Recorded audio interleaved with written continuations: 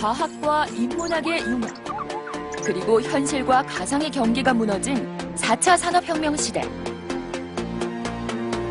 지금까지와는 전혀 다른 세상이 펼쳐지고 있습니다.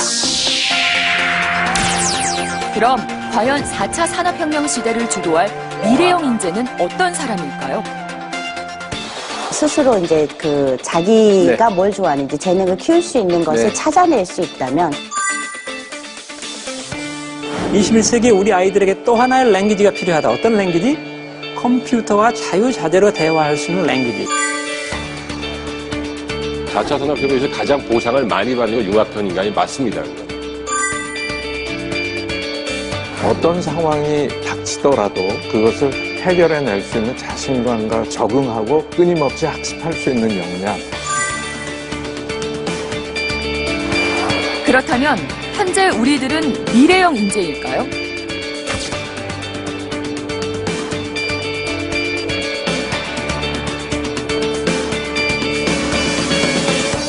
아니라고 생각합니다. 아니요. 아니요. 아닌 것 같아요.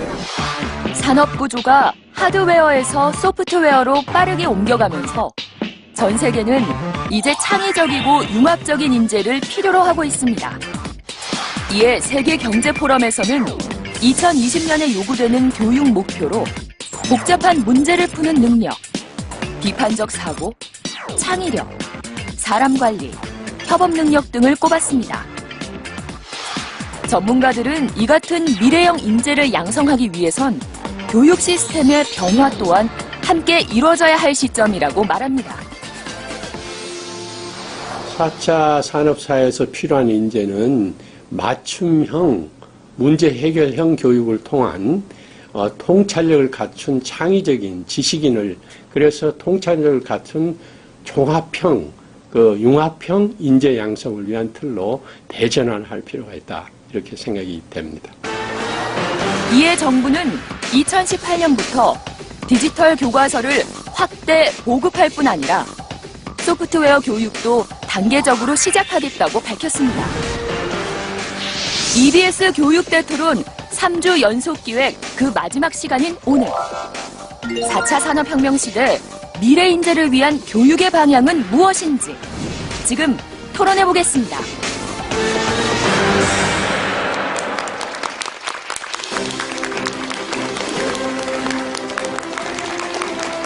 여러분 안녕하십니까? 가상과 현실의 경계가 사라지고 하드웨어에서 소프트웨어로 산업 구조가 빠르게 옮겨가는 사회. 제4차 산업혁명 시대. 지난주까지 EBS 교육대 토론에서는 제4차 산업혁명이란 무엇이고 우리는 어떻게 준비해야 할지에 대해서 토론해 보았습니다. 3주 연속 기회 마지막 시간인 오늘은 4차 산업혁명 시대의 인재상과 이를 양성하기 위해서 우리 교육이 나아가야 할 방향에 대해서 심도 깊게 토론해 보겠습니다. 오늘 토론에 함께 하실 분들을 소개해 드리겠습니다. 먼저 국회에서 나오셨습니다. 국회 제4차 산업혁명 포럼의 공동대표를 맡고 계신 분이죠. 국민의당의 신용현 의원님 나오셨습니다. 안녕하세요. 네, 반갑습니다. 그리고 교육부에서 나오셨습니다. 이영우 차관님 나오셨습니다. 감사합니다. 네, 안녕하십니까. 네, 고맙습니다. 그리고 차세대 융합기술연구원의 박태현 원장님 자리하셨고요. 네, 고맙습니다. 네, 이화여대학교 교육학과의 정재용 교수님 자리하셨습니다. 감사합니다. 네. 그리고 오늘 방청석에는 많은 학생들과 학부모님들께서 함께하고 계십니다. 이렇게 자리해 주셔서 고맙습니다. 여러분 감사합니다. 방송 중에 여러분의 의견을 직접 들어보는 시간을 마련하도록 하겠습니다. 그리고 홈페이지 게시판을 통해서 시청자 여러분의 의견을 받고 있습니다. 많이 참여해 주시기 바랍니다. 네, 오늘 토론에 참가해 주신 네 분 토론자 여러분들께 감사의 말씀을 드리면서요. 저희가 지난 2주간에 걸쳐서 4차 산업혁명 시대가 과연 의미하는 게 무엇인지, 그리고 우리가 어떻게 준비해야 할지 이런 이야기를 했습니다.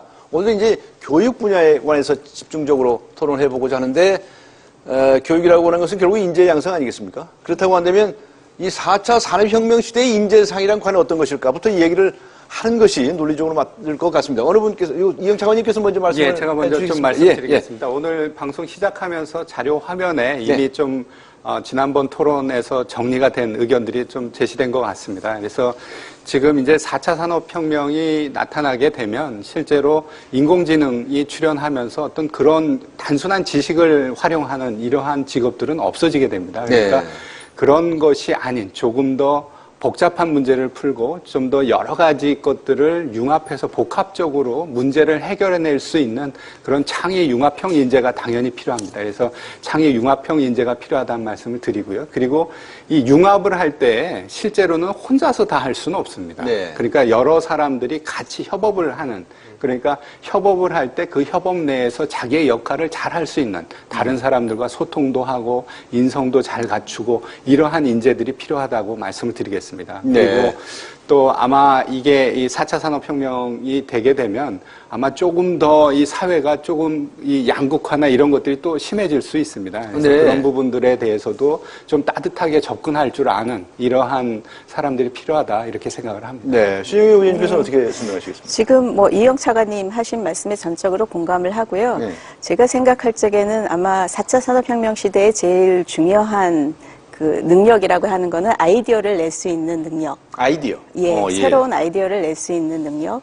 그리고 이제 이런 새로운 아이디어를 낼 때 사람들이 지금 뭐를 원하는가를 아니면 지금 이 시대가 뭐를 필요로 하는가를 잘 읽어낼 수 있는 그런 통찰력. 그리고 이제 모험 정신과 도전 정신도 있어야 될 거라고 생각을 하고요. 네. 뭐 차관님 말씀하신 것처럼 그 협업을 잘하고 하려면 그 공감을 한다고 해야 네, 할까요? 이렇게, 네. 다른 사람을 배려할 줄도 하고 공감할 줄 있는 능력, 그런 능력들이 필요하다고 생각을 합니다. 네. 대부분 뭐 의견이 일치하시리라고 생각이 되는데요. 그렇다면 현재 우리가 하는 교육, 인재 양성의 방향은 이런 앞으로의 인재 양성 방향하고 부합한다고 보십니까? 어떻게 보십니까? 정재영 교수님. 네. 현재 학교 제도의 특징을 살펴보면 사실은 공급자가 정해서 그것을 전달해주는 방식입니다. 네. 그래서 어떻게 보면 약간 경직적이고 획일적인 방식으로 정해져 있는 지식을 가르쳐주는 방식이라고 할 수 있는데, 지금 말씀해 주신 것처럼 미래 사회 또는 4차 산업혁명 이후의 사회에서는 새로운 정보와 지식 기술이 굉장히 많이 출현하고 또 새로운 문제들, 해결해야 될 문제들이 있기 때문에 획일적인 방식의 어떤 지식을 암기하는 것도 중요하지만 그것보다 맞춤형으로 스스로 문제를 해결할 수 있는, 학습할 수 있는 역량, 이게 더 중요하지 않나 이렇게 생각이 듭니다. 네. 종교의 교육은 획일적인 교육이었다라는 네. 말씀을 하시는 거죠. 네네. 그럼 우리 교육부나 교육학장님들은 다 뭐 하셨나요? 그동안에 이렇게 획일적인? 사실은 이런 획일적인 교육의 한계를 뭐 한 지난 100년 이상 네. 이걸 해결해 보기 위해서 굉장히 많은 노력을 노력을 해왔었는데 했는데 사실은 한정되어 있는 어떤 재원과 시설, 인력으로 해결할 수 있는 한계가 좀 있었습니다. 그런데 네. 4차 산업혁명은 어떻게 보면 우리에게 위협적인 요인도 되고 기회라고도 할 수 있는데 맞춤형으로 학습할 수 있고 이걸 지원해 줄 수 있는 기술적 기반이 좀 마련되지 않았나 이런 생각을 좀 해봅니다. 이 4차 산업혁명이 아주 좋은 기회가 돼서 그 네. 교육의 풍토를 바꾸는 계기도 될 수 있다는 말씀이신데, 박태현 원장님께서 예, 뭐 여러분 말씀하셨다시피 여태까지는 뭐 지식 습득 이런 거 위주였는데 이제는 뭐 창의력, 상상력 이런 것들이 새로 만들어내야 될 것 같습니다. 일찍이 벌써 머리 가장 좋다고 하시는 그 아인슈타인께서 이미 imagination, 상상력이 is more important than knowledge, 지식보다 훨씬 중요하다는 거라고 이미 갈파를 하셨습니다. 네. 이 연말에 발간되는 MIT 리포트를 보면은 그 MIT에서 이제 자기네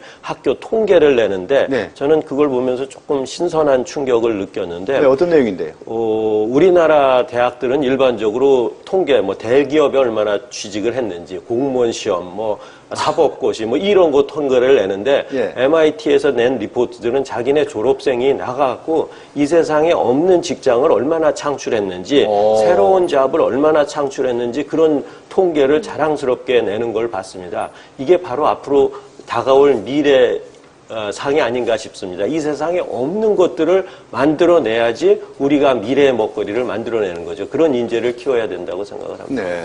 아무튼 뭐 우리나라의 교육이 바뀌어야 한다는 이야기는 뭐 수도 없이 많이 얘기를 해 왔었죠. 교육 개혁, 교육 혁명 얘기를 많이 했었고요. 그런데 이제 정말 제4차 산업혁명 시대가 오면 바뀌지 않을 수 없는 그런 상황이 올 거다라고도 예측할 수 있습니다. 이영 차관님, 어제 뭐 어떤 중요한 계획을 발표하셨다면서요? 예. 저희 교육부에서 실제로 열심히 준비하고 있습니다. 예. 우리가 지금 빨리 준비를 해서 시작을 해도 교육이라는 게 굉장히 오랜 시간이 걸립니다. 예를 들면 지금 우리가 교육과정을 바꿨다. 교육 체제를 바꿨다 그러면 실제로 그 학생이 고등학교 졸업할 때까지 12년, 대학교까지 나온다 그러면 16년입니다. 네. 그러면 지금 이걸 바꿔도 실제 우리가 뭐 사회에서 바뀌는 것이 나타나는 것은 2030년이 넘은 이후나 가능합니다. 그러니까 그 얘기는 그만큼 우리가 교육 개혁이라는 것이 굉장히 중요하고 굉장히 시급한 과제다. 이렇게 먼저 말씀을 드리겠습니다. 네. 어제 이제 그 발표한 계획은 이제 지능정보사회, 그러니까 실제로 이제 4차 산업혁명을 좀 다르게 부르는 거죠. 그래서 지능정보사회에서 실제로 교육이라는 것이 어떻게 바뀌어야 되는가에 대한 조금 더 우리 교육부 입장에서 실제로 제도까지 다 보면서, 세세한 제도까지 보면서 이러한 개혁의 방향들을 좀 시안으로 발표를 드렸습니다. 네. 네. 지금 화면이 나오고 있네요. 네네. 네. 저희가 이제 그 방향은 이제 5가지로 설정을 했습니다. 네, 5가지로 네. 설정을 해서요. 네. 이제 이미 앞에서 인재상을 이야기한 것처럼 굉장히 길러진 인재가 굉장히 창의적이고 그리고 다양하게 활동할 줄 알아야 되고 네. 그리고 다른 사람과 협업할 줄 알고 네. 그리고 또 컴퓨터나 이런 거에 대해서 두려워하지 않고 쓸 줄 알아야 되는 부분입니다. 그래서 그러한 부분들을 반영해서 그리고 조금 더 구체적으로 정책화할 수 있는 것들을 이렇게 5가지로 유연화라고 얘기하는 거는 정말로 학사제도나 학교의 제도가 조금 유연화돼서 좀 부드러워져야 된다는 얘기입니까? 그러니까 필요한 거에 맞춰줘야죠. 학생들이 예. 필요한 거에 맞춰져서 바뀌려면 지금처럼 모든 교과 과정이 다 정해져서 이 과목을 꼭 들어야 되고 예. 요것을 그냥 성적을 봐가지고 요렇게 해가지고 평가하는 것을 하면 안 되겠죠. 네, 그러니까 네. 지금 저희가 유연화 대표적인 거가 이제 아마 논쟁거리이지만 고등학교를 학점제로 바꾸겠다. 좀 좋아 보이는데요? 네, 학생들이 선택할 수 있는 겁니다. 네, 굉장히 멋있어 보입니다. 네네. 그래서 그런 내용들. 네. 그리고 또 자율화라고 그러는 것은 네. 선생님들이 수업을 할 때 조금 더 자유롭게 융합 수업도 하시고 네. 본인이 다른 방식으로 평가도 하시고 학교도 좀 다르게 움직일 줄 알고 이렇게 자율화하겠다는. 그동안에는 뭐 교육부에서 너무 지시를 많이 하셨습니까? 제가 인정하면 안 될 것 같습니다만 네. 여러 가지 이제 경직적인 요소들이 꽤 있었습니다. 예. 그러니까 뭐 학년제 뭐 이런 것들도 경직적이고요. 저희가 이제 무슨 뭐 입시제도도 어떻게 보면 좀 경직적인 것을 요구하는 부분들이 네, 있습니다. 그래서 네. 이런 부분들을 조금은 또 바꿔야 되겠다. 네, 그리고 또 네. 저희가 이제 3번째 제시한 것은 아까 우리 정재영 교수님 말씀하신 대로 이게 기회입니다. 네. 이게 어떤 그 새로운 인공지능이 나타났다는 건 뭐냐 하면 학생들이 학습할 때 그 학생의 어떤 능력, 적성, 진도에 맞춰서 뭔가를 따로 된 서비스를 제공할 수 있습니다. 그러니까 맞춤형으로. 네. 예. 그래서 그것을 학습을 좀 더 개별화, 맞춤형으로 가겠다는 계획들이 담겨 있고요. 그리고 저희가 전문화라고 얘기한 것은 이제 소프트웨어. 아까 우리 모두의 자료 화면에도 나온 것처럼 많은 이 4차 산업혁명 이후에는 어떤 사물들의 인공지능들이 들어갑니다. 네. 그래서 이것을 우리가 거기서 이제 반응을 하고 그것들을 활용하기 때문에 이 프로그래밍 하는 능력, 그리고 그걸 논리적으로 생각해낼 줄 아는 능력이 굉장히 중요합니다. 그래서 그런 부분들 전문화 얘기했고요. 마지막 인간화. 아까 저희가 말씀드린 대로 협업할 줄 알고, 다른 사람 배려할 줄 알고, 인성도 갖추고, 예술, 체육 이런 교육들도 굉장히 중요하다. 그래서 그런 부분들을 이렇게 5개 방향으로 정리해서 저희가 어제 발표를 드렸고요. 이건 시안이고 네. 어떤 의미에서는 이런 지향점에 대해서는 많은 분들이 공감할 거라고 생각합니다. 네. 그래서 이것을 어떻게 구체적으로 정책화할 것인가에 대해서 몇 가지 요소들을 저희가 제안을 했고요. 네. 이제 뭐 학점제도 그렇고 이제 소프트웨어 교육도 그렇고 뭐 실제로 굉장히 자율적인 학사 운영도 그렇고 뭐 이런 것들을 제안을 드렸고 이것을 구체적인 정책으로 논의를 통해서 내년 중반까지는 좀 마련하려고 합니다. 내년 중반까지요? 네네. 예. 저기 사회자분은 좀 더 빨리 했습니다. 제가 지금 이제 차관님께서 저렇게 교육 정책 중점적인 추진 전략을 세우신 거는 정말 네. 뭐 지금 금방 시작해도 사실은 빠르지 않은 일이라고 생각을 합니다. 네. 근데 제가 이제 저기에 덧붙이고 싶은 것은 우리가 그 교육 정책을 개선한다고 할 때는 주로 이렇게 대입 제도랑 그다음에 이렇게 제도권의 그 중고등학교의 그 교과 과정이라든지 교수 방법을 자꾸 논의를 하거든요. 예, 예. 근데 제 생각에는 4차 산업혁명에 대비해서는 그보다는 유아교육이나 초등학교 교육을 빨리 바꿔야 되지 않는가 생각을 합니다. 왜냐하면 지금 아까 이제 차관님께서 말씀하셨듯이 우리나라는 모든 사람들이 사실은 대학교 입학하고 교육제도를 연관을 시킵니다. 그러다 보니까 지금 중학교, 고등학교 학생들은 어느 정도 이제 선행학습이 돼 있고 네. 교육 기득권이 있다고 해야 되나요? 이런 층들이 있기 때문에 교육제도를 이렇게 과감하게 바꾸는 것이 힘듭니다. 아까 이제 점수제 대신에 학점제를 얘기를 했지만 그럼 당장 학점제를 가지고 그럼 대학 입학에 어떻게 할 거냐 뭐 이런 얘기가 나오기 시작하면 실질적으로 이제 바뀌기가 힘들거든요. 그래서 차라리 그쪽도 이제 바꿔야 되지만 지금 기득권이 적은 유아교육이나 초등학교부터 제대로 이제 4차 산업혁명 시대에 맞는 교육을 시키는 것이 중요하다고 생각을 합니다. 저도 지금 네. 의원님 말씀에 동감하고 이제 차관님 나오셨으니까 말씀드리고 싶은 게 이게 교육을 바꾸는 거 다 지금 동의도 하고 좋습니다. 그런데 방금 말씀하셨듯이 우리나라 사람들은 대부분 태어나서 첫 번째 목표가 어떻게 하면 대학 잘 들어가는 게 이게 목표거든요. 많이 줄어들었다고는 하지만 대학 진학률이 아직도 70%, 80%인데 저 유럽의 선진국들 보면 뭐 20%, 30% 그렇지 않습니까? 그래서 어떻게 하든 끌어내려기는 해야 되지만 우리가 현실을 보면은 교육은 입시를 따라서 사람들이 하게 돼 있고 학부모님들도 학교에서 그런 거 벗어나면 못하게 아무리 뜻이 좋고 그렇게도 하는 거지 않습니까? 그러니까 입시 제도를 결국은 교육을 어떻게 할 건가에 맞게 그게 선행이 돼야지 이게 쫓아가지 않을까 그런 생각이 듭니다. 입시 제도도 좀 바꾸라는 말씀이시고. 네. 정재영 교수님. 그럼 제가 지금 교육부가 어제 발표했는데 사실은 좀 아쉬운 거는 요즘 언론에 이렇게 보도의 공간이 여지가 많지 않아서. 네, 요새 뭐 다른 기사가 많습니다. 네, 요즘 잘 저희가 알려지지는 않은 것 같은 좀 아쉬움이 좀 있고요. 제가 좀 준비한 게 있습니다. 미래 학교의 방향을 조금 이론적으로 설명을 좀 드려보자면, 제가 준비한 자료에 현재 학교와 미래 학교의 모습을 좀 비교한 모습을 한번 보여드리겠습니다.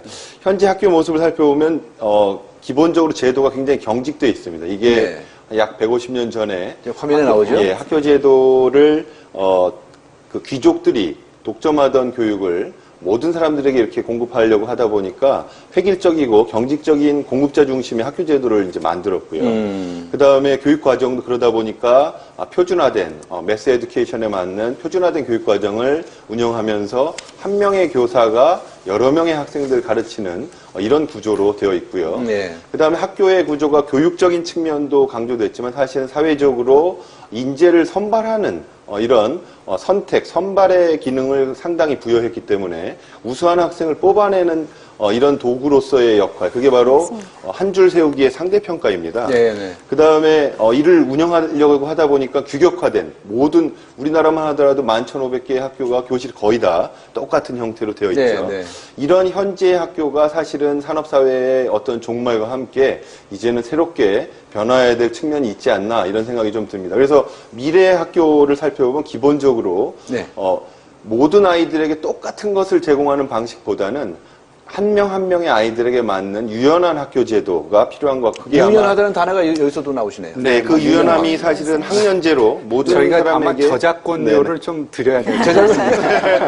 그래서 모든 아이들에게 똑같은 방식이 아니라 조금 개별 한 명 한 명의 학생들에게 맞춰줄 수 있는 어떤 유연한 학교 제도, 그 예가 이제 학점제라든가 아니면 무학년제라든가 이런 것들이 혼합된 형태가 유연한 학교 제도라고 할 수 있고 교육 과정의 경우에도 한 명의 교사가 여러 명의 학생을 가르치는 방식을 뛰어넘을 수 있는, 이게 물론 여러 가지 방식이 혼용될 수 있는 이런 방식으로 학생의 속도에 맞게 학습 속도와 학습의 수준에 맞도록 교육을 제공해주는 맞춤형 교육, 그 다음에 평가도 동일한 시간에 얼마나 많이 맞췄느냐를 보는 어떤 타임 테스트 형태에서 이 아이가 얼마나 많이 정확하게 알고 있느냐를 보는 시간의 구애 없이 할 수 있는 절대평가 방식으로의 파워 테스트로 변화할 수 있는 이런 측면이 있을 수 있고요.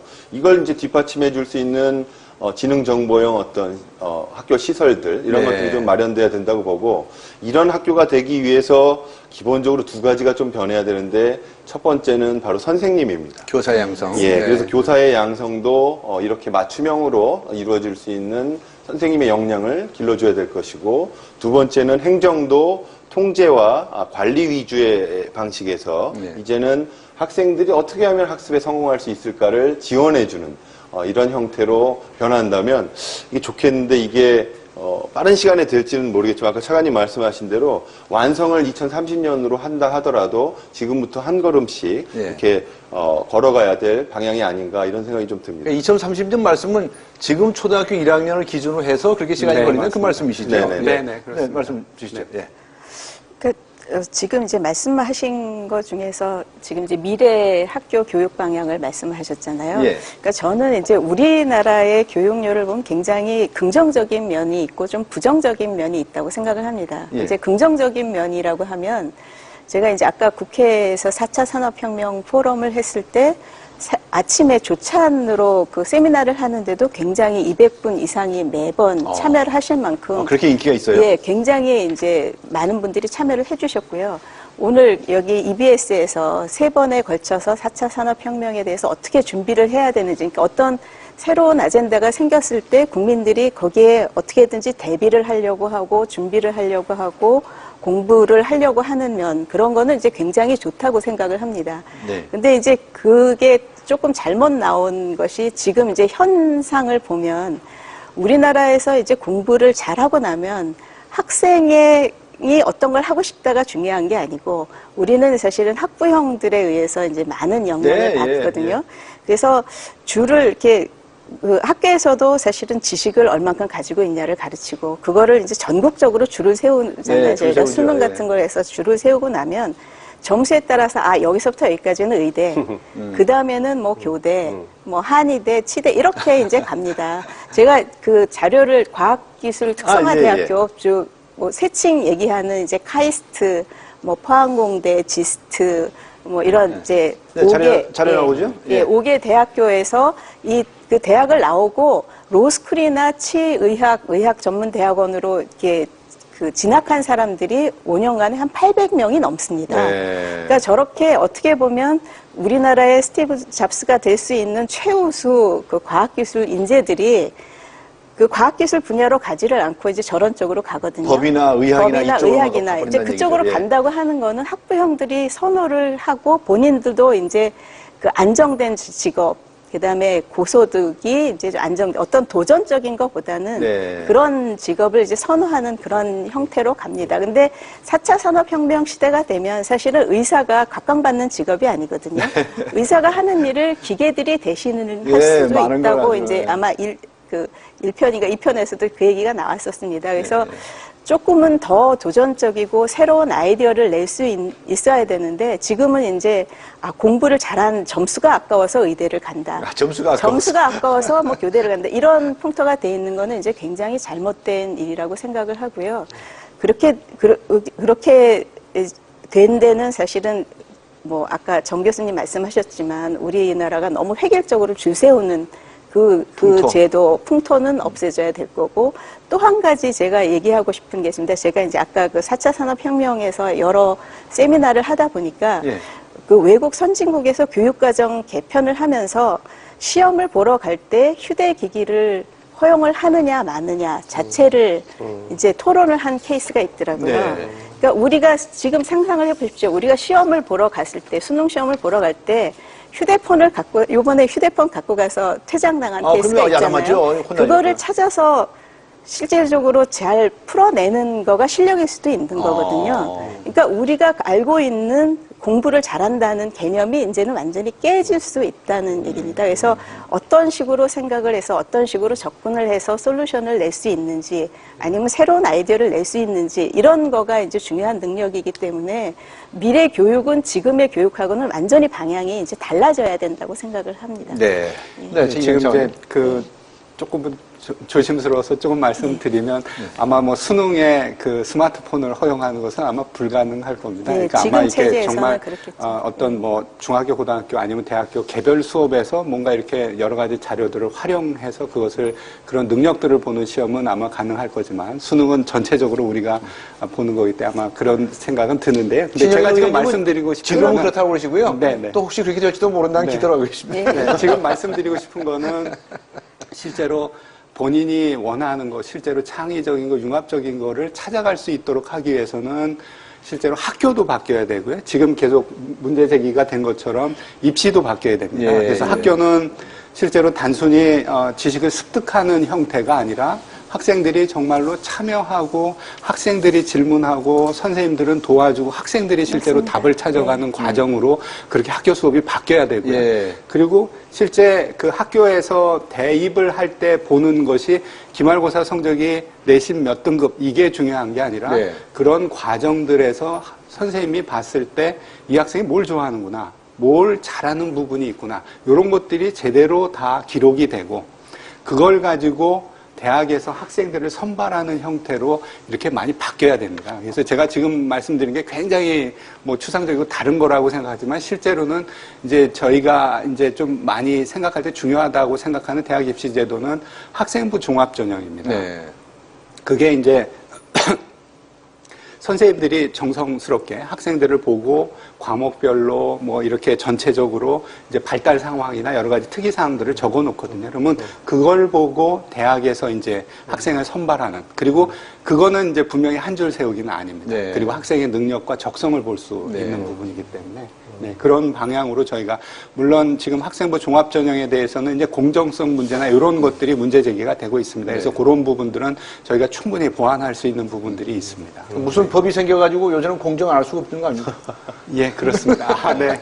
예, 맞습니다. 네, 의장 교수님. 지금 차관님 말씀하신 걸 좀 덧붙이자면 사실은 학생부 종합전형이 저도 이제 대학에서 입시에 관여를 하다 보면 굉장히 중요한 변화의 모습이다라고 저는 생각을 합니다. 왜냐하면 기존의 성적, 그러니까 학생부에 나와 있는 그 내신 성적이라는 게 등급이 1.5등급이냐 2등급이냐 이렇게 등급들의 평균을 내 가지고 하고 있는데 네. 그것들이 대학에 주는 그 어떤 의미는 별로 없습니다.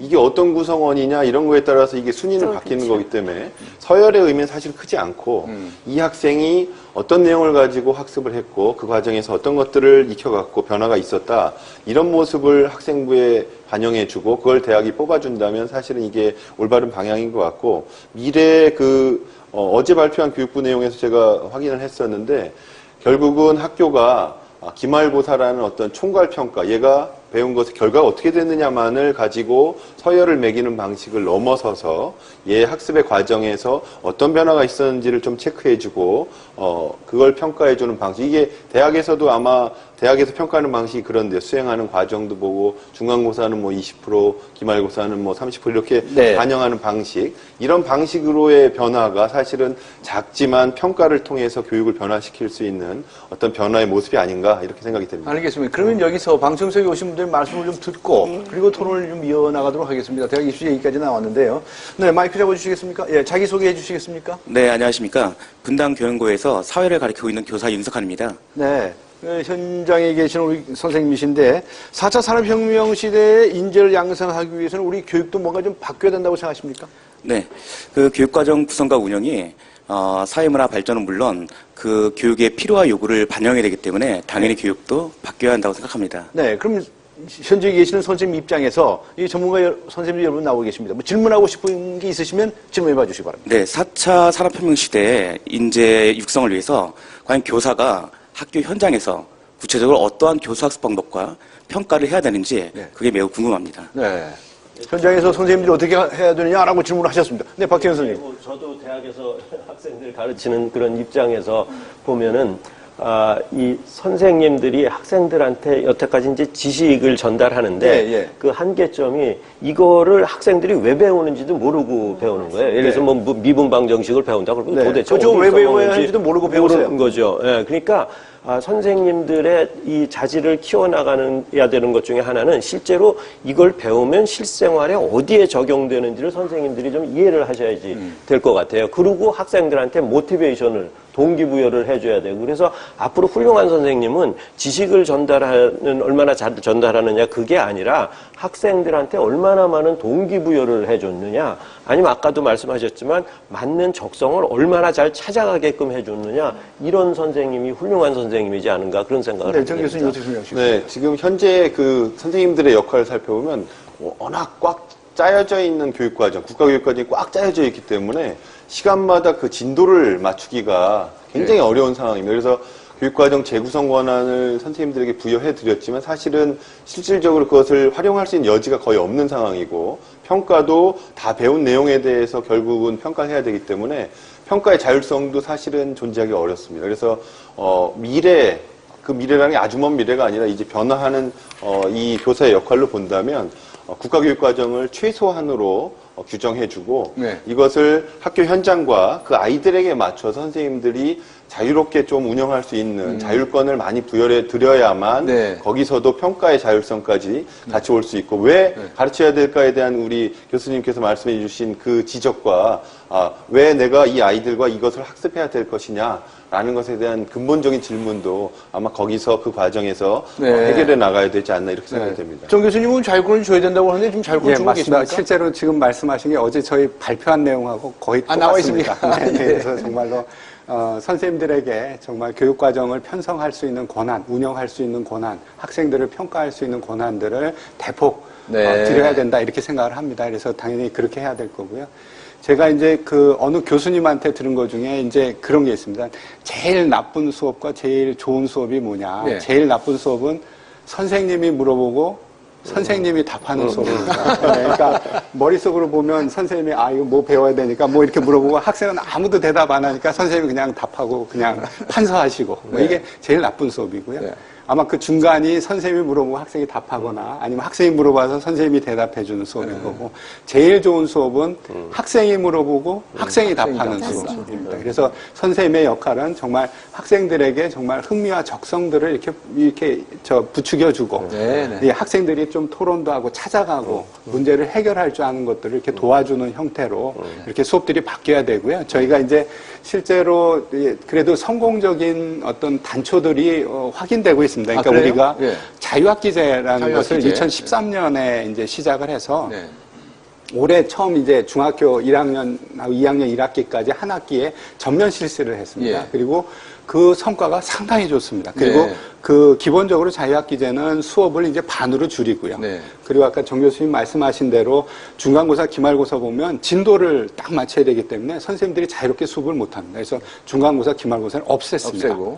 그리고 이제 반만 하니까 그리고 진도도 상당히 자유롭고 또 그래서 어떻게 되냐면 선생님들이 굉장히 융합 수업도 잘 하시고요. 수학 선생님이 음악 선생님이랑 같이 수업도 하시고 그리고 평가도 당연히 수행 과정에 대한 평가고 학생들이 굉장히 참여를 잘합니다. 그래서 모둠 활동들이나 여러 가지 재밌게 하는. 그래서 이것을 좀 전체적으로 좀 확산시키는 것들을 저희가 생각하고 있다. 그리고 방안들을 구체적으로 마련하고 있다 이렇게 말씀드립니다. 알겠습니다. 다른 분 만나보도록 하겠습니다. 마이크 잡아주시겠습니까? 자기소개 좀 해줄까요? 네, 안녕하세요. 임용고시 1차 시험을 치르고 2차 시험을 준비하고 있는 강대은입니다. 임용고시라고 하는 거는 교사 임용시험.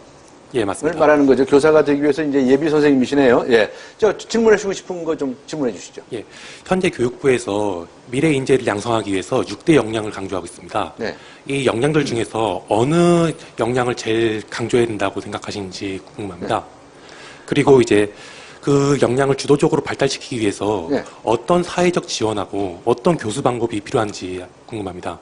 이건 샤원님께서 답변하셔야 되겠네요. 답변은 제가 해야 되는 질문인 것 같습니다. 그래서 저희가 이제 그 6대 그 핵심 역량이라는 부분을 가지고 있습니다. 그래서 자기 관리, 지식 정보 처리, 그 다음에 창의적 사고, 심미적 감성, 그 다음에 의사소통, 공동체 역량입니다. 근데 아마 다른 부분들은 아마 기본적으로 갖추거나 아니면 지금 이제 그 4차 산업혁명이니까 당연히 그것을 소프트웨어나 이런 것을 다룰 줄 아는 이런 부분이지만 실제 제일 중요하다고 생각하는 건 당연히 창의적인 부분입니다. 뭔가 새로운 것들을 생각해낼 줄 아는 것 그리고 융합적으로 할 수 있는 부분이라고 생각하고요. 그리고 또 그 다음으로 강조하고 싶은 것은 의사소통과 공동체입니다. 그러니까 네. 협업을 해야 될 줄 알기 때문에 그래서 그런 부분이라고 말씀을 드리고요. 그러면 그렇게 하기 위해서는 선생님들에게 어떻게 기회를 제공할 거냐. 그러면 당연히 교대, 사대 어떤 교원 양성 과정도 이것에 맞춰서 바뀌어야 된다고 생각합니다. 그래서 정말 수업 방식도 그냥 단순히 교대, 사대에서의 수업 방식이 만약에 정말 지식 전달형으로 된다면 그렇게 양성된 선생님은 또 그렇게 할 수밖에 없거든요. 그러니까 그 수업 방식도 실제로 학생들이 참여하고 학생들이 주도하는 형태로 가고 체험형으로 가고 또 선생님들이 실제로 동아리 활동도 잘 하셔야 되고요. 예체능도 실제로 해보셔야 또 학교 와서 그걸 지도할 수 있습니다. 그래서 그런 교사 양성 시스템으로 가야 된다고 생각하고요.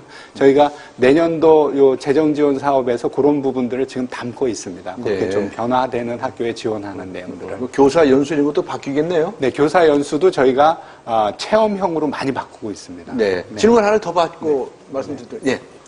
지금 현재 정보화와 기술 진보 때문에 각 분야별로 고도의 전문화가 되고 있습니다.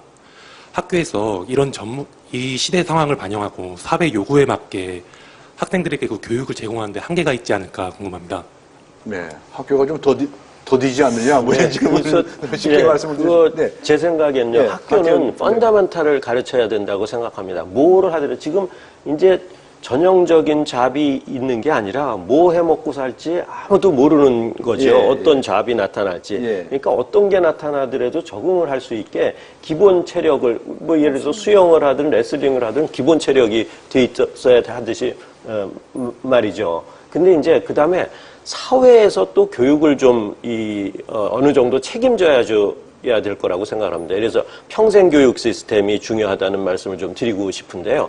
학교에는 지금 학위가 있는데 박사, 학사, 석사 이런 학위가 있지만 평생교육을 하는 그런 거 이게 어떻게 보면 사회 맞춤형 혹은 기업 맞춤형 뭐 여러 가지 다양적인 맞춤형 그래서 곳곳에서 뭐 강의와 토론과 수업이 진행되는 사회적인 시스템이 좀 있어야 되고 기존의 학교 밖에 그러면 이렇게 해갖고 어느 정도 아까 학점 말씀하셨지만 어느 정도 학점을 따면은 뭘 따든지 그게 좀 사회가 인정을 해주는 그러니까 뭐 태권도에도 보면 검은 띠 있고 뭐 빨간 띠 있고 파란 띠 있듯이 이게 사회에서 인정하는 거잖아요. 검은 띠면 저 사람은 이제 고수네 그러듯이 사회적인 가방끈을 다른 시스템을 좀 만들면은 학교에서 기본을 하고 사회에 나가서 자기가 필요한 것들을 일을 하면서 거기에 맞는 교육을 따로 배워나가는 그런 것들이 좀 체계화돼야 되지 않을까 그런 생각을 하게 됩니다. 네, 자꾸 오늘은 정책 얘기를 하니까 제가 자주 얘기하셨어요. 그리고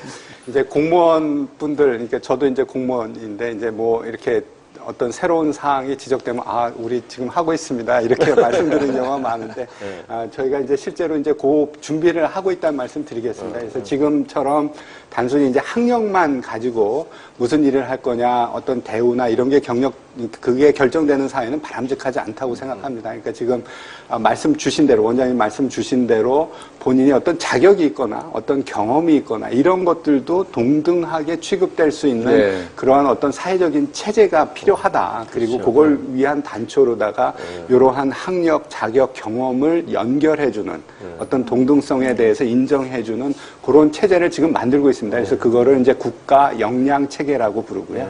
우리나라에서 하기 때문에 KQF라는 이름으로 지금 그걸 개발을 하고 있습니다. 그래서 그런 것들을 준비를 하고 있다. 그렇지만 물론 사회적으로 이게 받아들여지고 사회 전체의 어떤 인식이 바뀌어야 되는 부분들이 분명히 있습니다. 저는 아까 그 질문해 주신 거에 대해서 조금 더 기본적인 답변을 드리고 싶은데요. 선생님이라고 해서 지금 이렇게 빨리 발전하는 그런 어떤 지식 정보를 학생들한테 다 전달할 수는 절대로 없습니다. 예, 그러니까 예. 저 때만 하더라도 제가 이제 대학에서 저는 물리를 전공했는데 대학에서 물리 전공하고 박사학위 받았으면 한 20년 써먹었습니다. 네. 근데 이제 지금은 기술 그 진화 속도가 워낙 빠르고 정보의 양이 워낙 많기 때문에 그거를 이렇게 뭐 쌓아놓고 그걸 빼서 이제 내 전문 지식을 가지고 어떻게 할 수 있는 시대는 네. 이제 지났다고 생각을 네, 해야 되고요.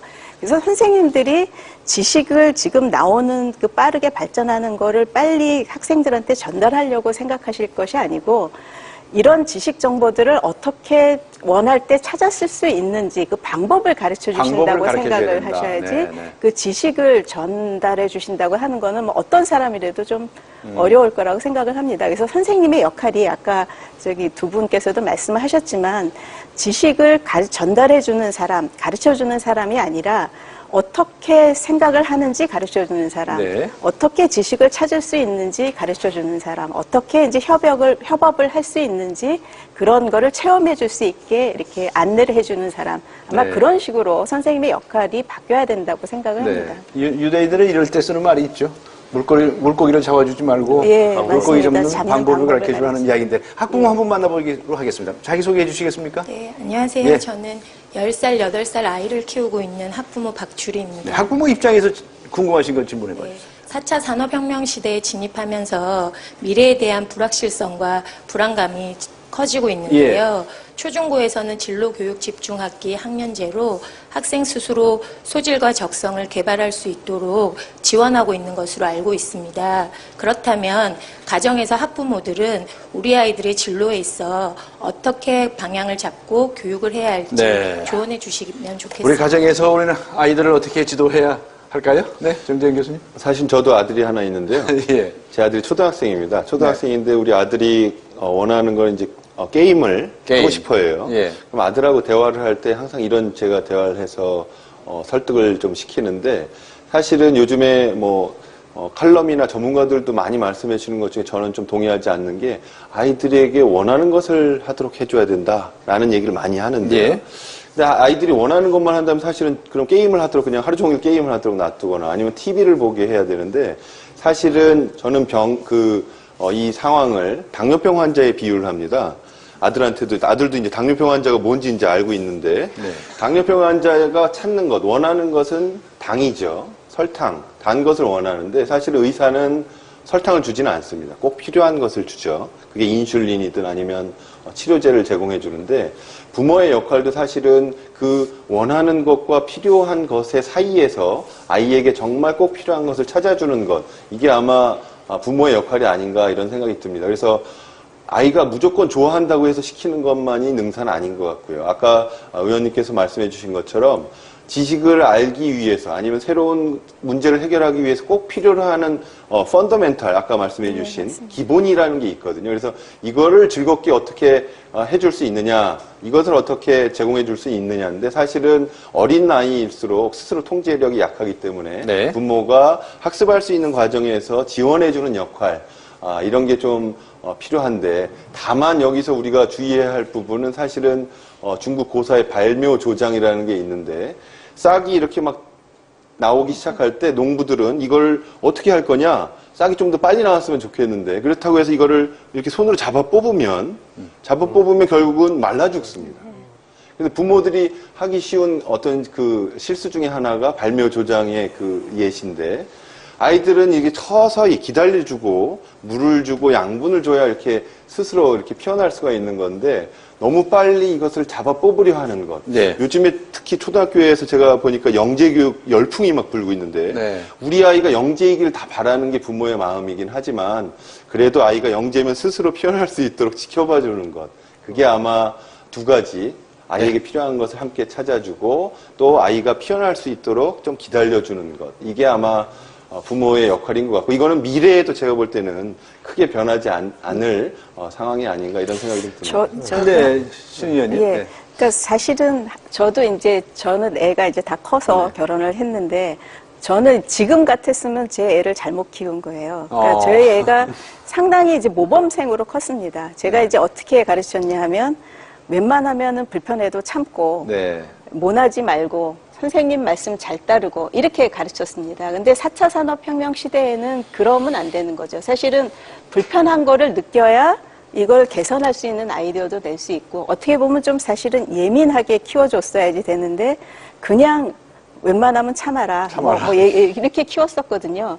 그다음에 또 한 가지 다른 거는 조기 진로를 결정을 해준다 하는데 우리 때는 그게 통했습니다. 왜냐하면 우리 때는 뭐 공부 잘해가지고 좋은 직장 잡으면 평생 살 수 있었는데 앞으로 4차 산업혁명 시대가 되면 한 사람이 가져야 되는 직업이 뭐 적게는 10개에서 한 20, 30개가 될 거라고 사람들이 예측을 합니다. 평생 동안 직업이 10번이나 예, 20번이 직업이 이제 한 가지를 온다. 가지고 계속 가는 게 아니고 여러 가지의 이제 그때를 해야 된다고 생각. 그래서 이제 평생 교육도 중요하지만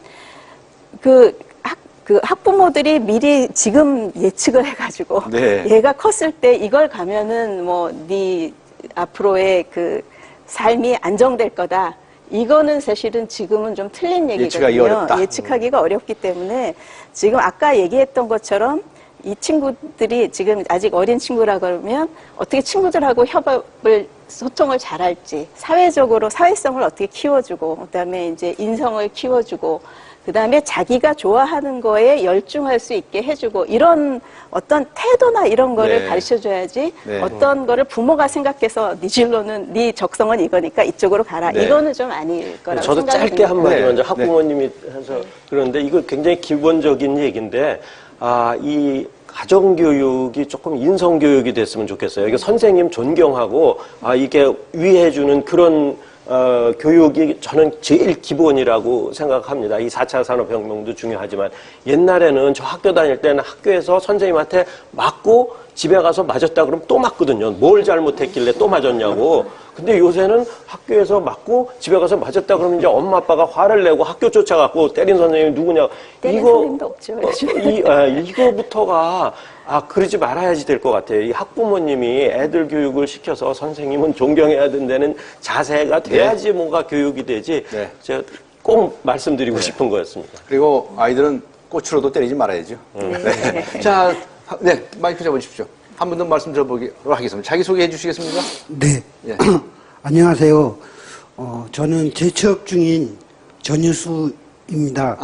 지금 직장을 다니다가 그만두셨군요. 예. 그럼 이제 새로운 직장을 찾고 계신 입장이시네요. 예, 맞습니다. 실례지만 연세가 어느 정도 되셨는지 말씀해 주시죠. 40대. 그러시군요. 자, 질문하고 싶으신 거 질문해 주시기 바랍니다. 예. 지금 이렇게 대한민국 사회를 보면은 점점 직장이 일년 시기가 빨라지고 있는데요. 4차 혁명 시대에 그 실직 문제가 커질 것 같다는 생각이 들어서 저는 무엇보다도 일단 평생교육이 가장 중요하다고 생각하거든요. 근데 막상 평생교육을 시작하려고 해도 뚜렷한 그 방법이 없어서 못하고 있는데요. 지금 저와 같이 대한민국 중년층들이 4차 산업혁명 시대에 평생교육을 배우면서 또 자기개발을 뚜렷하게 할 수 있는 방법을 알려주셨으면 좋겠습니다. 그리고 어떤 교육이 있는지 알고 싶습니다. 뭐 본인의 입장에서는 아주 절실하신 문제이시죠. 이제 평생교육이라고 하는 중요한 과제를 던져주셨습니다. 평생교육을 하지 않으면 안 되는 시대죠. 이제 어느 학교 나왔다는 그 학벌만 가지고 살 수 있는 세상이 아니라고 그러고 직업도 뭐 20번 바뀐다고 그러시는데 자, 어떻게 됩니까? 정재인 교수님? 사실은 정부 부처를 본다면 직업교육, 재취업에 대한 직업교육은 교육부보다는 이제 고용노동부 쪽에서 많이 하고 있는데 사실은 평생교육은 두 가지로 크게 나눠볼 수가 있겠습니다. 하나는 진로나 직업과 관련된 어떤 교육, 재교육 과정이 있을 수가 있고요. 또 하나는 이제 여가나 아니면 취미 생활과 관련된 이런 평생교육을 나눠볼 수가 있는데 지금 질문은 이제 직업 능력과 관련된 평생교육에 해당한다고 볼 수 있고요.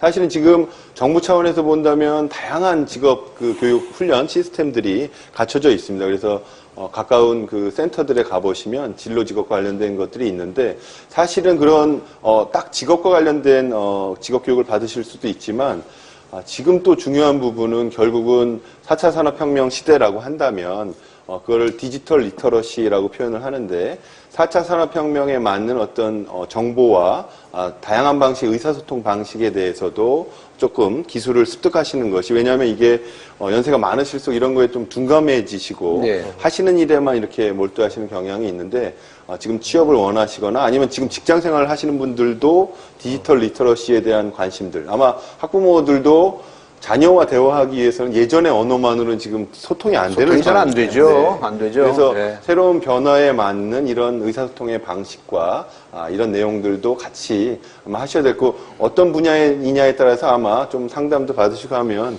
또 직업 훈련의 기회가 있지 않으실까 이런 생각이 좀 듭니다. 사실 저희 차세대 융합기술연구원에서도 이제 평생 교육을 위해서 컨택 아카데미라는 기관을 하나 만들었습니다. 판교에, 요새 지금 판교에 이제 여러 가지 벤처 기업이 많이 있어서 그거는 이제 중심이 기업 맞춤형 교육인데 아까 선생님용 교육도 있고 일반인용 교육도 있고 뭐 중고등학생용 교육도 있고 이제 여러 가지 다양한 콘텐츠 프로그램을, 그러니까 기업 맞춤형입니다. 예를 들어서 어떤 기업이 뭐를 필요로 한다 그러면은 뭐를 필요로 하는지를 받아서 커리큘럼을 만듭니다. 그러니까 주임 교수 한 분을 섭외를 하는 거죠. 예를 들어서 어떤 분야에서 필요로 한다 그러면 거기서 우리 국내에서 제일 잘하는 주임 교수 한 분을 섭외를 해서 컨텐츠를 디벨롭을 하고 이게 원하는 컨텐츠냐 하고 피드백을 받고 그 주임 교수가 거기에 맞는 또 강사를 섭외를 하는 거예요. 그러니까 풀이 완전히 열려있는 풀입니다. 그 나이든 중년층들도 참가할 수 있습니다. 할 수 있는 거죠. 완전 오픈되어 있는 그런 시스템입니다. 그래서 저는 앞으로 이 고령화 사회에서 연배가 드신 분들이 그분들이 갖고 있는 경험이나 능력이나 지식이나 이런 것들을 어떻게 보면 젊은 사람들한테 조금 쏟아 부을 수 있는, 그러면 이제 건강하고 그런데 이제 자아 문제도 있지 않습니까? 고령화 자아 문제. 그런 분들이 젊은 사람들을 도와줄 수 있는 그런 게 이제 평생 교육 시스템이라고 생각이 됩니다. 차관님 말씀하실 네, 저희가 그 제도로 보면 아까 정 교수님 말씀하신 대로 이제 그 재교육 쪽은 고용부에서 좀 많이 합니다. 그래서 우리 이제 고용보험 기금을 활용해서 여러 가지 사업들을 이제 어떤 그 여러 뭐 학원을 활용하기도 하고 폴리텍을 활용하기도 하고 뭐 이런 부분들로 해서 평생교육들을 하고 있는데 그 부분이 조금은 부족한 부분들이 있습니다. 그래서 실제로 어떤 이 평생교육, 인생 2모작, 3모작 시대에 있어서는 실제로 그 대학, 특히 전문대학의 기능이 바뀌어야 된다. 그러니까 고등 직업교육기관으로 바뀌고 실제로 성인 학습자들이 언제든지 와서 다시 배울 수 있는 이러한 좀 더 유연하고 또 맞춤형으로 가고 이런 것들이 필요하다는 생각을 하고 있습니다. 그래서 그런 부분에 맞춰서 지금 이제 고용부하고 좀 더 협업하면서 그런 고용 훈련이나 이런 성격들을 전문대에서 좀 더 많이 할 수 있도록 하는 프로그램들, 그리고 또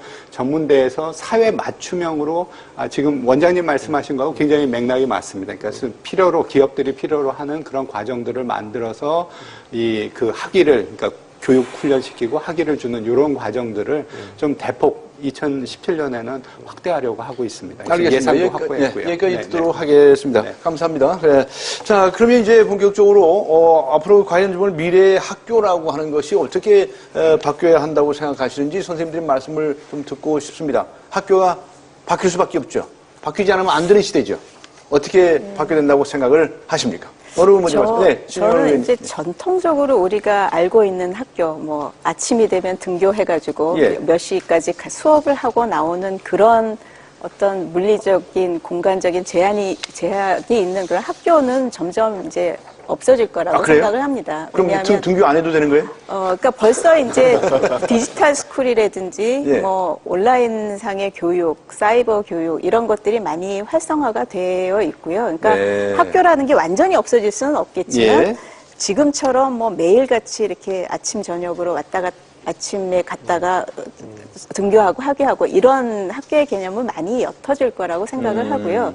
그 다음에 이제 지금까지는 사실은 학교가 선생님이 일방적으로 공급자 위주의 학교라고 해야 되나요? 그게 이제 아마 학생 위주로 학생이 이제 수요자가 되고 수요자 위주로 이제 바뀔 거라고 생각합니다. 아까 여러 가지 방법으로 이제 뭐 맞춤형 교육이든지 뭐 개인의 그 개성을 이제 존중한, 뭐 능력을 존중한 교육, 뭐 이렇게 표현을 해주셨는데 실제로 이제 그런 류의 학교들이 생기고 있거든요. 외국에 이제 선진학교 보면은 사례를 좀 예를 들면 뭐 칸 아카데미 이런 곳에서는 뭐 초등, 중등 정도만 놓고 이제 학년 자체가 없습니다.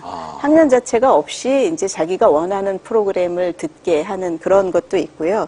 그다음에 이제 알트스쿨이라고 하는 거는 이제 구글 직원이었던 분이 나와서 이제 만들었는데 이분들은 학생들이 원하는 거에 따라서 이렇게 반을 편성을 하는 거예요. 그러니까 네. 뭐 원하는 사람들 애들끼리 모여서 반을 편성을 해서 일종의 프로젝트 위주로 이렇게 하면서 스스로 학습을 해가는 이제 그런 것도 있고요. 그러니까 여러 종류의 그 학교, 우리가 기존에 생각했던 학교랑은 좀 다른 학교가 생길 거고, 좀 어떻게 뭐라 그러나 급진적으로 생각하면 뭐 지금처럼 중학교, 고등학교, 대학교 이런 구분 자체도 이제 없어질 수도 있을 거라고 생각을 합니다. 그래서 제가 생각할 적에 학교라고 하는 물리적인 거는 없어질 거고, 그 다음에 아마 공급자 위주에서 이제 학생 위주로 가야 될 거다. 그렇게 생각을 합니다.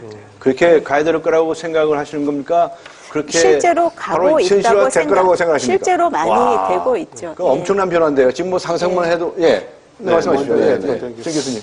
네, 그 지금 말씀해주신 미국의 칸랩스쿨이나 알트스쿨 이런 것들이 이제 미래 학교의 어떤 예시로 많이 등장을 하는데 사실 놀라운 사실이 있는 게 칸랩스쿨을 만든 이제 살만 칸이라는 사람이나 아니면 구글에서 만든 아까 알트스쿨, 구글도 사실은 세계 굴지 IT 기업인데 이런 학교들이 학교 운영을 굉장히 오프라인 중심으로 운영을 하고 있습니다. 아이들의 협동적인 아까 말씀해 주신 프로젝트 학습이나 팀 학습을 굉장히 강조하고 있거든요. 근데 이거에서 우리가 착안할 수 있는 점은 뭐냐면 미래 사회에 필요한 그 인재상이 IT 능력만 갖고 지식만 가지고 혼자 예를 들어서 온라인 수업을 통해서 지식만 습득한 사람을 원하지는 않는다는 거죠. 중요한 부분은 오프라인 공간에서 물론 이제 협업하고 프로젝트 학습을 통해서 관계를 맺고 아까 신현님 공감의 역량 이런 것들이 굉장히 강조되기 때문에 제가 볼 때는 학교의 역할이나 아니면 내용이 바뀔 수는 있지만 학교의 중요한 목적은 역시 살아있다. 인재를 길러낼 수 있는 목적으로서는 존재해야 되고 다만 현재의 모습을 유지하는 학교는 제가 볼 때는 사라질 가능성이 있고 빨리 우리나라에서도 변화의 모습을 갖고 미래를 선도하는 학교로의 전환 이게 좀 필요한 상황이 아닌가 이영창 생각이 듭니다. 네. 언제 이렇게 바뀝니까? 그래서 서서히 준비하고 있다는 말씀 준비하고 계세요. 그러니까 지금 준비하시면 늦지 않습니까? 그래도 이미 이제 좀 많이 가 있습니다. 그러니까 지금 이제 정말 미래 학교 같은 경우에 어떤 그 개별화된 수업이 가능한 어떤 그 ICT를 갖추고 있는 부분, 그리고 학생들이 정말 선택이 자유로운 부분들, 그리고 그러니까 무학년제로 되고 있는 부분들, 그리고 또 하나 이제 언급 안 됐던 것 중에 평가 부분이 굉장히 달라집니다.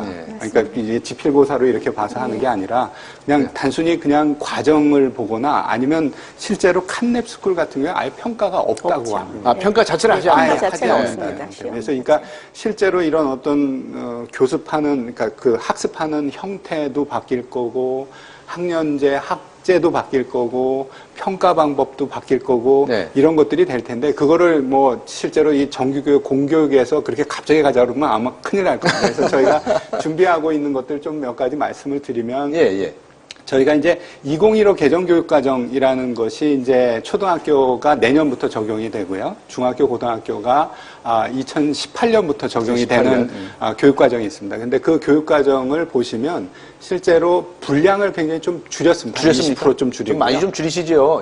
저희 기준에서는 20%가 굉장히 많이 줄이는 겁니다. 그래서 20%를 줄이고 실제 이제 문제 해결하는 쪽으로 많이 가도록 그리고 또 융합 수업도 할 수 있도록 하고 그리고 평가에 있어서도 지필고사 결과 평가가 아니라 과정에 대한 평가 부분들이 강조된 형태로 지금 2015 개정교육과정이 준비되고 있습니다. 그래서 교과서들 개발되고 선생님들 연수하고 계시거든요. 그리고 조금 전에 말씀드렸던 자유학기제에서 그 성공했던 그 학생 중심의 수업 그리고 평가를 없앤 부분에서 그래도 작동한다. 그래도 자신감을 가지고 지금 2015 개정교육과정을 준비하고 있다는 말씀 열심히 준비하고 있고요. 내년 제가 생각할 때 제일 중요한 교육부 사업이라고 생각합니다. 그러니까 연수하고 교과서 개발하는 거예요. 그리고 또 실제로는 이것들을 정부가 정할 수 없는 부분들이 있습니다.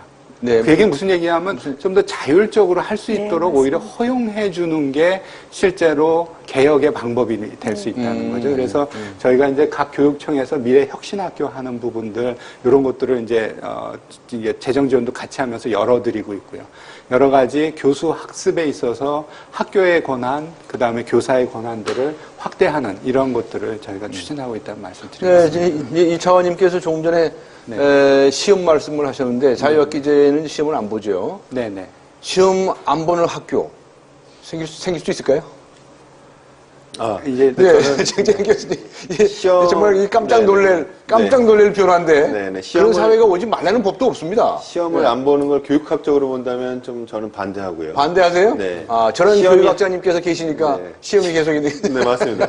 시험이 왜 필요하냐면 시험이라는 현재 지필 시험은 없어져야 된다고 보고요. 다만 평가는 교육적인 평가가 필요하다고 봅니다. 왜냐하면 이게 의사에 비유해 보자면 교사가 처음에 아이가 왔을 때 진단을 해야 되거든요. 이 아이가 어느 수준이냐 이것도 평가고요. 그 다음에 처음의 수준에서 얼마나 얘가 또 발달을 했느냐 이런 것들도 평가의 과정입니다. 그래서 그 과정이 딱 결과로 정답을 몇 개 맞췄느냐라는 평가, 그 다음에 얘가 몇 등인지를 알아보기 위한 평가, 이걸 이제 시험이라고 표현한다면 저도 없어져야되는데 찬성을 하지만 교육적 목적의 평가는 지속적으로 이루어져야 된다라는 측면에서는 조금 구분해 볼 필요는 있겠습니다. 그러니까 이제 과정에 대해서 이제 절대 평가를 한다고 하는 그런 말씀을 하시는 거죠. 찬성하십니까? 요새 지금 계속 사이버 얘기는 많이 하시잖아요. 그러니까 그 사이버 교육의 중요성이 점점 중요는 하지만 그게 전부 대체할 수는 없다는 말씀들도 하고 계시지 않습니까? 그러니까 지금 저희 학교에서도 K무기라는 거를 합니다. 무기라는 거 아시잖아요. 근데 이제 코리아 붙여갖고 새 학교가 서울대, 카이스트, 포항공대가 이제 뭐 총장님들끼리 MOU를 맺어서 그 공대의 기본적인 개론 과목들은 그 사이버로 오픈을 합니다. 그래서 저도 지난달에 가서 한 1시간 정도 강의를 녹화를 하고 왔는데, 그러니까 일반인들도 들을 수 있는 겁니다. 대학교 강의를. 근데 그게 전부가 될 수는 없는 거죠. 그러니까 강의는 그렇게 듣지만 결국은 모여갖고 거기서 배운 것들 가지고 아이디어 얘기하고 토론하고 결론을 도출하고 그런 것들이 실제적인 산 지식이고 새로운 거를 창출하기 때문에 그게 더 중요한 교육이고 그런 것들은 결국은 이제 오프라인에서 이루어져야지 되는 중요한 교육이라고 생각을 합니다. 만일에 그렇게 되면 앞에서 눈을 하신 바와 같이 학벌 중심의 또는 그런 학벌을 따기 위한 경쟁 중심의 이런 교육 풍토가 바뀔까요? 다일루션이 되겠죠. 다일루션이 되겠죠.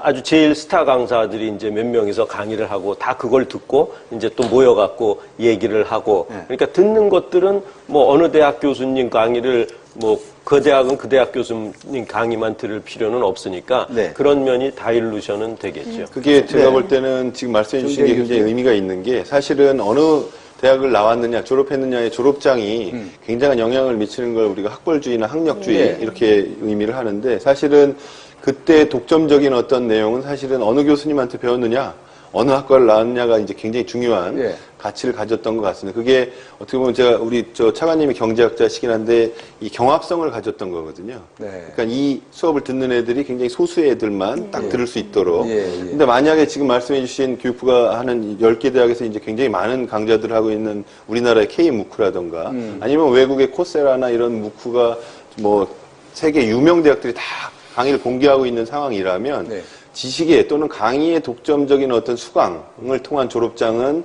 사실은 영향력이 조금 낮아지지 않을까라는 생각이 들고 여기에 덧붙인다면 실제로 사회에서 어떻게 문제를 해결하고 역량을 발휘했느냐라는 어떤 경험과 경력 이걸로써 본인의 역량을 좀 확인하고 증명하는 세상이 아까 말씀하신 그게 직무 역량 표준일 수도 있고 이런 것들을 통해서 학벌주의가 조금 약화될 수 있는 가능성이 있지 않나 이런 생각이 듭니다. 정말 그 대학 졸업장 중요한 거 아닙니까? 4차 산업혁명이라고 하는 게 하나의 특징이 이제 초연결.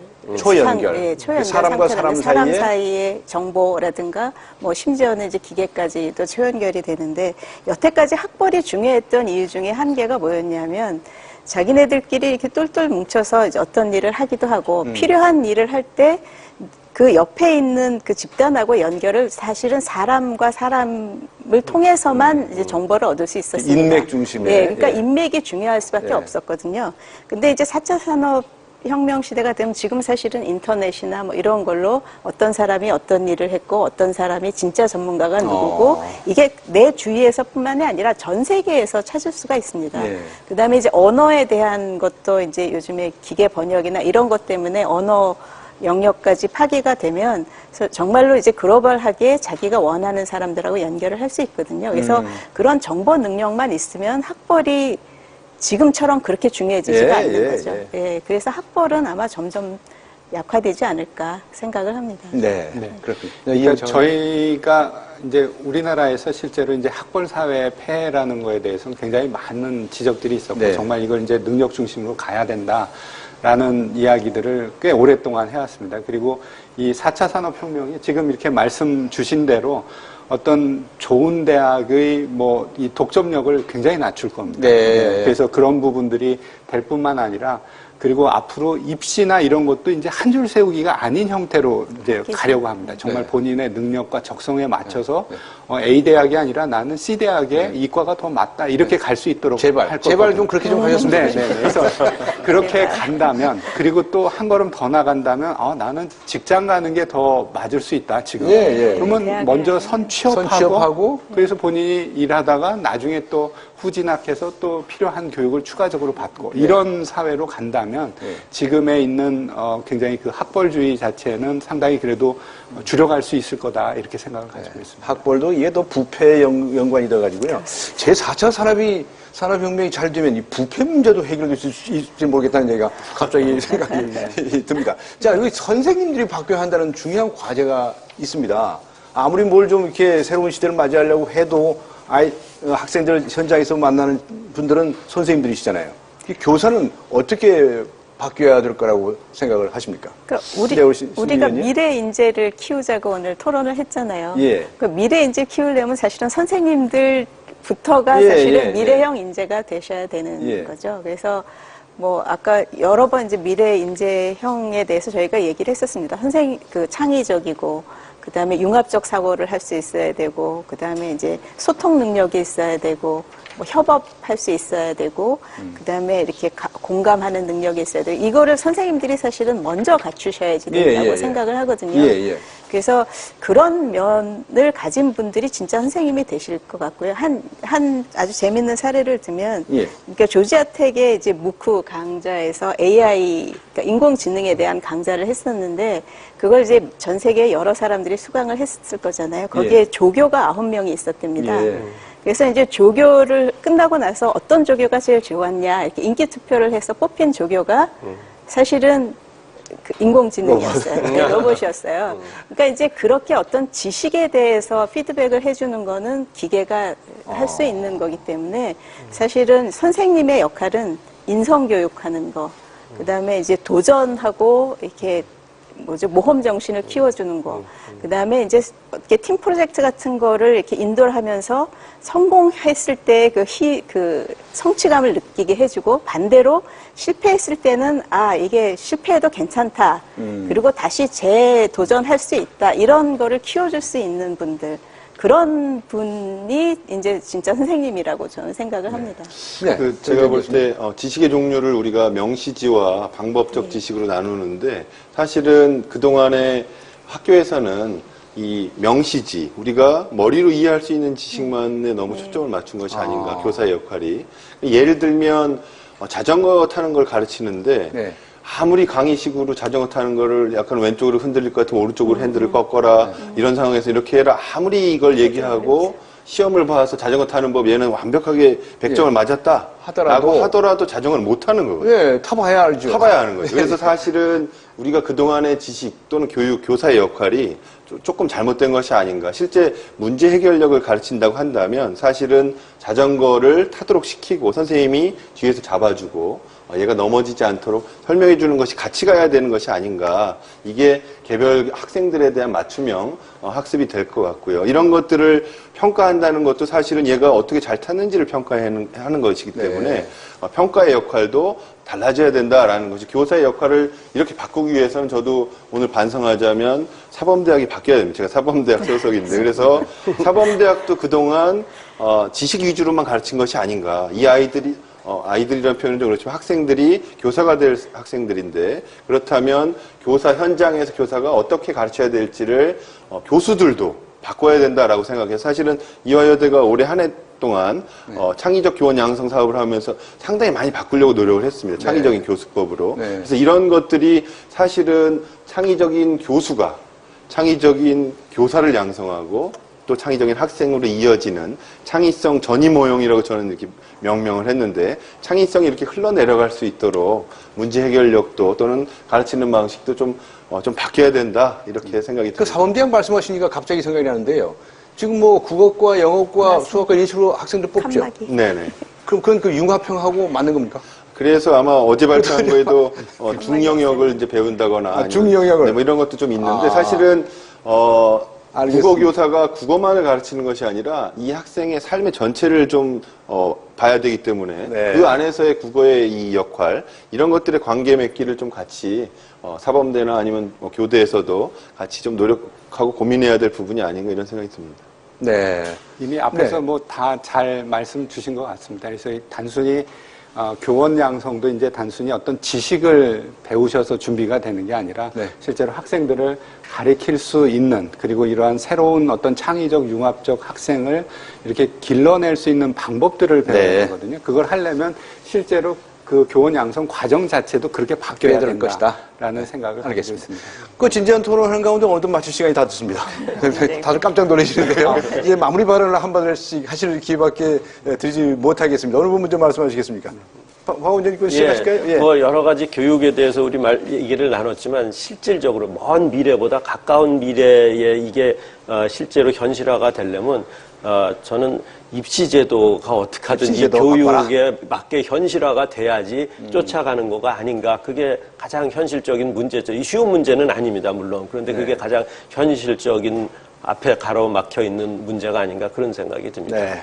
입시제도를 잘 만들면 거기에 맞춰서 교육이 잘 바뀔 수 있지 않을까, 그런 생각이 듭니다. 정재영 교수님?